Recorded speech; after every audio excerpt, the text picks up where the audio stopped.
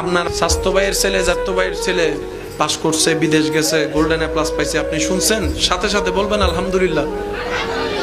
তাহলে আল্লাহ তাআলা সেটা ঘুরে আপনার এখানে নিয়ে আসবে। কেউ ব্যবসায় ভালো করেছে, বিদেশ গিয়েছে, কোন একটা শুভ সংবাদ, কারো কল্যাণ শুনেছেন, ওই শোনার পরে আমাদের ভিতরে শয়তান হিংসা এনে দেয়। অনেকে তো এমন আছে হিংসায় বশীভূত হয়ে, অহংকারে বশীভূত হয়ে বিভিন্ন কাজ করে মানুষের ক্ষতি করার চেষ্টা করে, মানুষের নষ্টামি করার চেষ্টা করে।